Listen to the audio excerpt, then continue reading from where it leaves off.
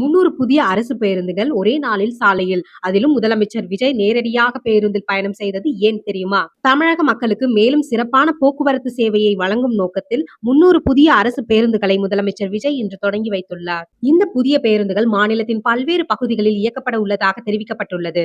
பொதுமக்கள் பாதுகாப்பாகவும் வசதியாகவும் பயணம் செய்யும் வகையில் நவீன வசதிகளுடன் பேருந்துகள் வடிவமைக்கப்பட்டுள்ளன.